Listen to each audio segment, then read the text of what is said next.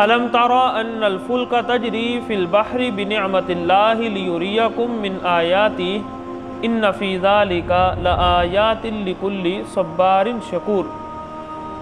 کیا آپ نے نہیں دیکھا کہ سمندروں کے اندر کشتیاں چلتی ہیں؟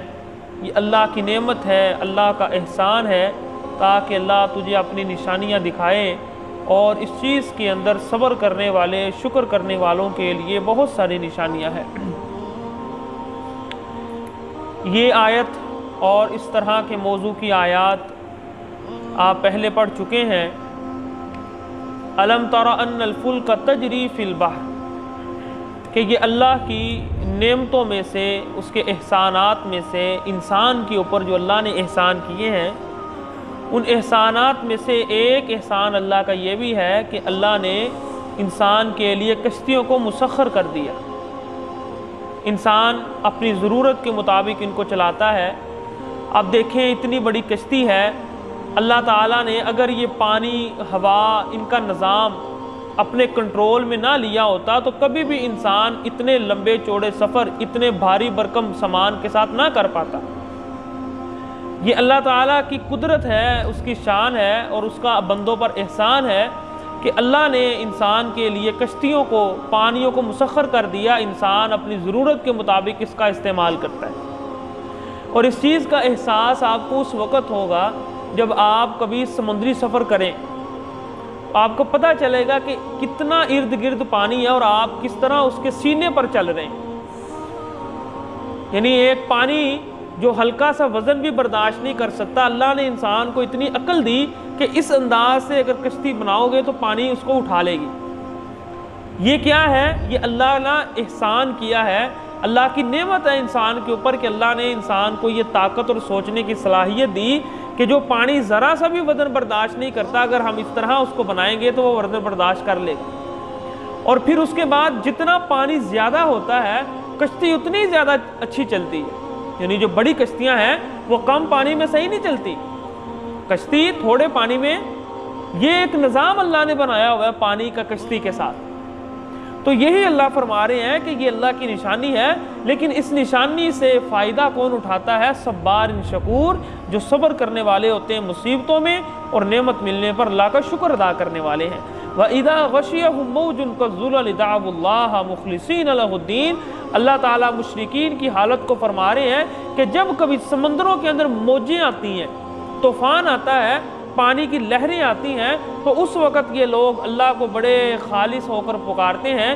فَلَمَّا نَجَّاهُمْ إِلَى الْبَرِّ فَمِنْهُمْ مُقْتَصِدٌ، لیکن جیسے ہی اللہ ان کو نجات دے دیتے ہیں تو بہت تھوڑے لوگ ہیں جو سیدھے رستے پر رہتے ہیں، وگرنہ ہر ایک اپنی الگ ہی سائنس لے کر بیٹھ جاتا ہے کہ ہم اس وجہ سے بچیں، ہم اس وجہ سے بچیں، ہم نے یہ کام کیے اس لیے بچ گئے۔ تو یہ کیا ہے؟ اللہ فرما رہے کہ یہ مشرکین کا کام ہے کہ جب یہ پھنستے ہیں تو مجھے پکارتے ہیں، لیکن جیسے بچ جاتے ہیں تو پھر ان کا ایک اپنا ہی ذہن ہوتا ہے۔ وَمَا يَجْحَدُ بِآيَاتِنَا إِلَّا كُلُّ خَتَّارٍ كَفُورٍ، میری آیات سے انکار کون کرتے ہیں؟ ناشکری کرنے والے، وعدوں کو توڑنے والے۔ یہ ان لوگوں کا کام ہے اللہ کی آیات کا انکار کرنا۔ یا ایھا الناس اتقوا ربکم واخشوا یوما لا یجزی والد عن ولدی، لوگوں اس طرح کے کام چھوڑ دو، اللہ کی ناشکریاں کرنے چھوڑ دو اور اپنے رب سے ڈر جاؤ اس دن کے لیے کہ جس دن نہ باپ بیٹے کے کام آئے گا اور نہ بیٹا باپ کے کام آئے گا۔ یعنی یہ سب سے قریبی رشتہ ہوتا ہے انسان کا، باپ اور بیٹے کا، یہ دنیا کا بڑا قریبی رشتہ ہے۔ تو اللہ تعالیٰ فرما رہے کہ جب یہ کام نہیں آئے گا تو باقی رشتے بلولا کام نہیں آئیں گے۔ تو اس کا اس لیے ذکر کر دیا کہ یہ بڑا قریبی رشتہ ہوتا ہے انسان کا، انسان کی ہمدردیاں ہوتی ہیں اپنے بیٹے کے ساتھ، والد کی ہمدردیاں ہوتی ہیں اپنے اولاد کے ساتھ۔ تو اگر یہ کام نہیں آئیں گے ایک دوسرے کے تو پھر باقی رشتے بلولا وہاں پر کام نہیں آئیں گے۔ یہ چیز اللہ تعالیٰ سمجھا رہے ہیں۔ ان وعد اللہ حق، اللہ کا وعدہ سچا ہے، یعنی قیامت آنے والی ہے، اس میں کوئی شک نہیں ہے۔ فلا تغرنکم الحیات الدنیا ولا یغرنکم باللہ الغرور، اس لیے دنیا کی زندگی تمہیں دھوکے میں نہ ڈال دے اور نہ ہی شیطان تمہیں اللہ رب العالمین کے معاملے میں کسی قسم کا دھوکے میں ڈال دے۔ ان اللہ عندہ علم الساعہ، یقیناً اللہ رب العالمین کے پاس ہی قیامت کا علم ہے۔ یعنی جب مشرکین پوچھتے تھے قیامت کب آئے گی تو ان کو جواب دیا جاتا تھا کہ یہ اللہ ہی جانتے ہیں۔ یعنی اللہ تعالیٰ نے قیامت کا علم چھپا کر رکھا ہے، اس میں بہت ساری حکمتیں۔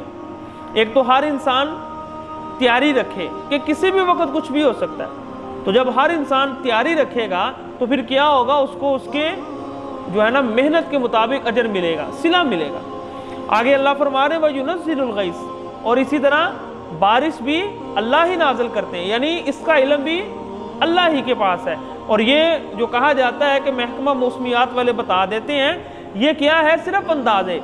علم جو ہوتا ہے نا، علم اس کو سمجھ لیں، علم وہ ہوتا ہے جس میں ذرہ برابر شک نہ ہو، جس کو یقین ہو، اس کو کہتے ہیں علم، یعنی جو کبھی غلط نہیں ہو سکتا، اس کو کہتے ہیں علم۔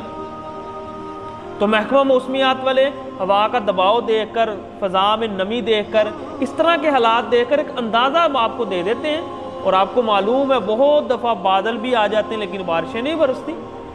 تو یہ ہے کہ اگر ہمیشہ بھی بارشیں برسنی ہے، ایک مرتبہ بھی اگر ان کی پیشین کوئی غلط ہو گئی تو یہ علم نہیں ہے۔ علم وہ ہوتا ہے جو 100% اگر کوئی کہے کہ ایسے ہی ہونا ہے۔ اور اسی طرح وَيَعْلَمُ مَا فِي الْأَرْحَامِ، رحموں کے اندر کیا ہے، تو اس سے لوگ اکثر مراد لے لیتے ہیں صرف جنس، کہ یہاں اللہ فرما رہے ہیں کہ جنس کیا ہوگی، ایسا نہیں ہے۔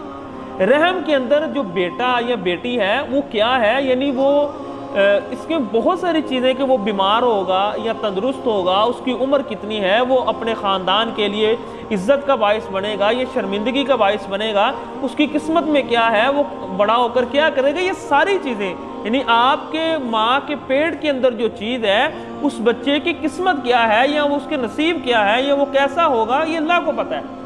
اور اگر آپ اس کا یہ لیں مراد کے جنس مراد لیں، تو آپ کہیں گے کہ الٹرا ساؤنڈ آج کل آ گئے ہیں، تو یہ بھی جو الٹرا ساؤنڈ بھی ہے، یہ بھی 100% تک آپ دیکھیں، یہ برطانیہ کا جو بادشاہ تھا، اس کی بیوی، اس وقت ڈاکٹروں نے کہا تھا کہ الٹرا ساؤنڈ کے ذریعے کہ آپ کو لڑکی ہونی ہے، ٹھیک ہے، شاید اس کا نام لیڈی ڈیانا، اس طرح کا نام یہی ہے میرا خیال، تو اس کو لڑکا ہوا تھا۔ اسی طرح پاکستان میں بے نظیر بھٹو کو بھی ڈاکٹروں نے کہا کہ آپ کو ہونا ہے بیٹا، تو اس وقت ان کو بیٹی ہوئی، یعنی بلاول کی بہن۔ تو یہ دو بڑی مثالیں ہیں جو الٹرا ساؤنڈ کے ذریعے بتائی گئی، لیکن یہ غلط ثابت ہوئی، ٹھیک ہے نا۔ تو ٹھیک ہے، سائنس جدت کر سکتی ہے، آپ کو 100% رزلٹ دے سکتی ہے، لیکن رحم کے اندر کیا ہے، صرف اس سے جنس مراد نہیں ہے، اس سے اور بہت ساری چیزیں مراد ہیں۔ تو الٹرا ساؤنڈ ڈاکٹر بھی کہتے ہیں کہ 100% تک، یعنی اگر آپ دیکھیں 99 مرتبہ اگر صحیح ہے، ایک مرتبہ بھی اگر غلط ہے، تو پھر بھی یہ علم نہیں ہوتا۔ علم وہ ہوتا ہے جس میں کوئی شک نہ ہو، اس میں کبھی کوئی شک نہ ہو، جو کہے کہ ہے یہ اللہ کے پاس ہے۔ سمجھ آ گئی بات کی؟